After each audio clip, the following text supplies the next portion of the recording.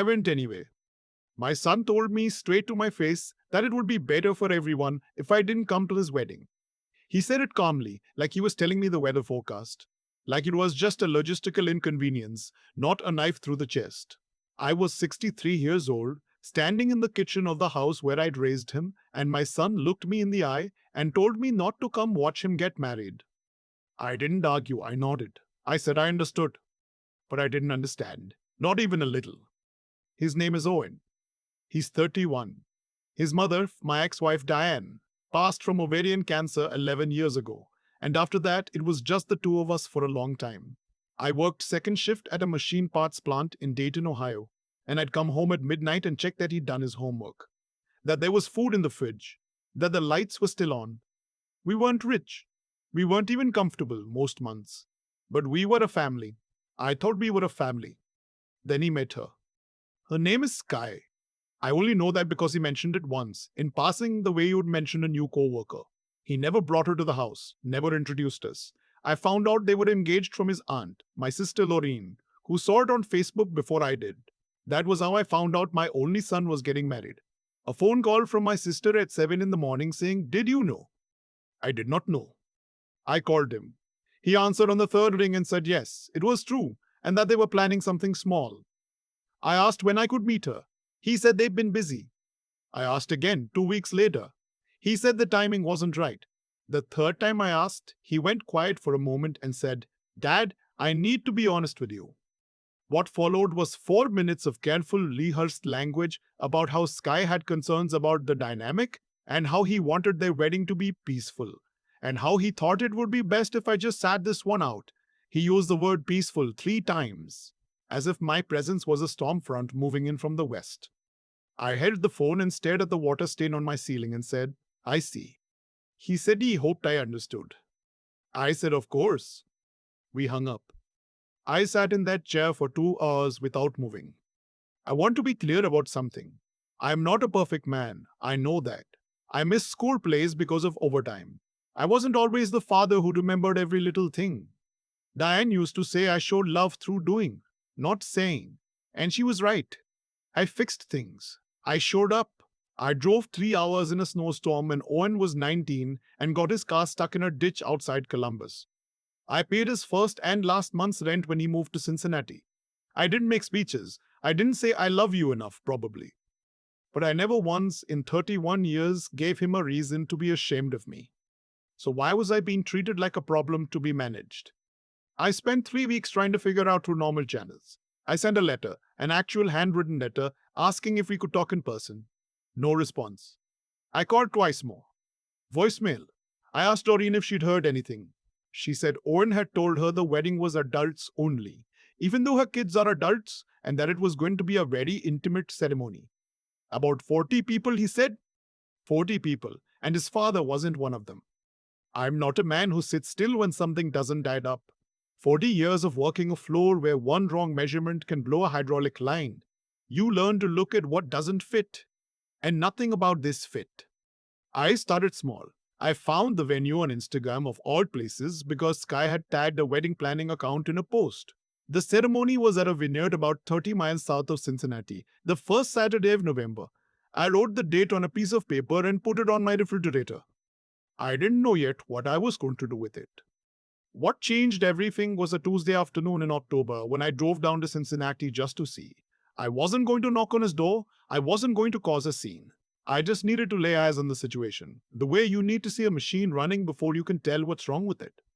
I parked on the street from the address I had for Owen. He'd given it to me 2 years back when he first moved in, and I waited. Around noon, a car pulled up. Owen got out of the passenger side. A woman got out of the driver's side. That was Sky, I assumed. She was tall, dark-haired, well-dressed in the way that takes money. And then the other door opened. An older man stepped out. Silver hair, good coat, the kind of deliberate posture that comes from years of being in rooms where everyone is watching you. He walked around the front of the car and put his hand on Owen's shoulder, and my son leaned into it like a plant toward sunlight. I sat very still, because I knew that man. Not well, not personally. But I knew his face the way you know the face of someone who cost you everything and never had to pay for it. His name was Alderman Voss. 12 years ago, I had a small business. Nothing glamorous. Residential HVAC, just me and two guys I trusted. I'd built it over 8 years. It wasn't making me rich, but it was mine and it was growing. Then a property developer named Voss came through Dayton making noise about a big commercial build, mixed use residential, the kind of thing that was supposed to revitalize the east side. He was looking for subcontractors. I went to one of his information meetings at a hotel downtown. There were maybe 30 small business owners in that room. He had slides. He had renderings. He had a very convincing way of describing the future. I signed a contract. I put in $22,000 as a partnership deposit, which he assured us was standard for securing a subcontract on a project of this scale. I know how that sounds now, but I was in that room with people smarter than me who were also signing. The lawyer I talked to said the contract language was unusual but not necessarily fraudulent, so I signed. The project never broke ground. Voss disappeared for a while, then resurfaced with a different company name and a different project in a different city. By the time I looked into legal action, there were 17 other contractors in the same position, and the cost of litigation was more than I'd lost. The Attorney General's office opened an inquiry. Nothing came of it. Voss had structured everything just carefully enough that it fell into a gray zone. I lost the business. I went back to plant work. I told myself it was just money, and money can be rebuilt. I never forgot his face. And now that face was standing on a sidewalk in Cincinnati with its hand on my son's shoulder. I drove home without stopping. I sat at my kitchen table and I thought for a long time. The man who had used me, used 30 people like me, walked away clean and never once had to account for what he did. That man was apparently close enough to my son's fiancée that he was driving them places, touching his shoulder like a mentor, like a father figure, like the thing I was being replaced by. I understood then why I hadn't been invited to meet Sky. If I had met her family, I would have recognized her father. And whatever arrangement they had, whatever version of the truth Owen had been given about me, it couldn't survive me being in the same room as Alderman Voss. The question was, what was Owen told? I thought about calling him. I thought about sending him the name and letting him Google it. But I had already been shut out, and a phone call from me making accusations about his future father-in-law would read exactly the way they'd probably framed me.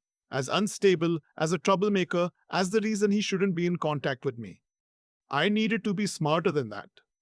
I have a neighbor, a retired man named Clarence, who spent 30 years as a county records clerk before his knees gave out. He knows how to find public documents the way other people know how to find things on Amazon. I told him what I was looking for. He didn't ask many questions. Within a week, he'd pulled the original Secretary of State filings on Voss's old company, two successor LLCs, a civil judgment that had been quietly settled, and a pattern of assumed names that crossed 4 states. It wasn't enough to put him in prison, but it was enough to put it all on a table and say, look at this.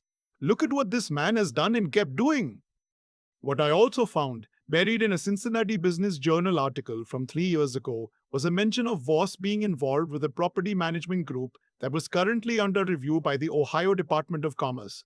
The article quoted a former associate, unnamed, saying the company had engaged in aggressive and potentially deceptive equity arrangements with residential investors. He was still doing it, just more carefully. I made copies of everything. I put them in a large envelope and I gave a copy to Clarence for safekeeping. Then I made a decision. I was going to go to that wedding. Not to cause a scene, not to blow anything up. I want to be honest about what I was feeling because it wasn't rage, or not only rage. I was thinking about Owen, my son, who was about to marry into a family built on a foundation I knew was rotten. My son who had been kept away from me, probably because Voss or Sky or both of them had painted some version of me that kept him at a distance. My son who deserved to make this decision with full information. If I was wrong, if Voss had changed, if this was all coincidence, then I would sit quietly in the back row and watch my son get married and slip out before dessert and never say a word. But if I was right, Owen needed to know before he signed a marriage license. I arrived at the vineyard at 11 in the morning, an hour before the ceremony. I wore a sport coat and dress shoes and I looked like any other guest's father, which is what I was. The venue was beautiful in the way that expensive places in Ohio try to be. All exposed beam ceilings and wine barrels and a view of brown fields in November that someone had strung with white lights to make look intentional. I sat near the back. I recognized no one. No one recognized me. I accepted a program from a teenage girl in a white sash and I sat with it in my lap and I breathed. The ceremony started at noon. Owen came down the aisle looking like a man who had built himself into exactly what he wanted to be: confident, steady, the shoulders back. I felt something pull in my chest that I haven't got a word for. Pride and grief all tangled up. Sky was beautiful. I can say that honestly. She walked in on her father's arm, and I watched Alderman Voss escort his daughter down that aisle like a man who had never in his life done anything wrong. The ceremony was 40 minutes. There was a reading. There were vows they had written themselves. Owen cried a little, which he gets from his mother. At the reception, I found a seat at a corner table with people who assumed I was on the other side's guest list. I ate the salad, I drank water, I watched. Voss worked the room the way I remembered him working that hotel conference room 12 years ago. Warm handshake, direct eye contact, the laugh that arrives just a half second before it should, like he's already decided you're the most interesting person he's met all day. He moved from table to table. He stopped at Owen's table and the two of them talked for a long time, heads together, comfortable. I watched my son look at this man the way a son looks at a father. And I thought now, not because I was angry, because waiting any longer meant it became harder and eventually impossible. I went to the table where the wedding cards and gifts had been set. I had brought an envelope. Inside was not a card. It was a cover letter I had written carefully over 2 weeks. 3 pages, addressed to Owen and Sky. Beneath the cover letter were the copies: the LLCs, the civil judgment, the business journal article. The names of 4 contractors from the original Dayton scheme who had agreed when I called them last month to have their names included. I set the envelope with the others. Then I walked to where Owen was standing near the bar, talking to a man I didn't know. I waited until there was a pause. Owen turned and saw me, and his face did something complicated. Shock first, then something else moving underneath it that I couldn't read. I said, "I'm not here to ruin anything. I'm here because I love you, and there's something in that envelope over there that you need to read before you leave for your honeymoon. Read it with Sky. Make your own decision. That's all I'm asking." He stared at me. I said, "I know I should have been invited. I know I wasn't. I came anyway because you're my son, and this is the most important day of your life, and there are things you don't know." He said my name very quietly, not angry, just quiet. I said, "Read the envelope." I walked out. I drove to the Cracker Barrel on 71 North and I sat in a booth and I ordered coffee and I did not touch it. I stared at the little pegs in a triangle game they put on the tables and I thought about Diane and how she always said that doing the right thing and doing the comfortable thing are almost never the same thing, and that you can usually tell which is which by how much your hands are shaking. My hands were shaking quite a bit. Owen called at 4:17 in the afternoon.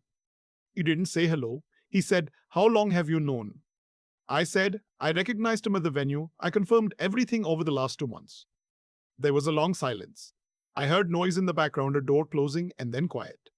He said, "Sky didn't know. I need you to understand that. She didn't know about Dayton." I said I believed him. He said, "I didn't know who he was to you. I didn't know the connection. She told me." He stopped. Started again. "She told me you and I had a difficult relationship and that you'd been hard to have around. I thought she meant, I don't know what I thought. I should have asked you." I said, "You should have asked me." He said, "I know." Another silence. And then, "Dad, I'm sorry." I put my hand over my face in that Cracker Barrel booth and I held very still for a moment. I said, "I know you are."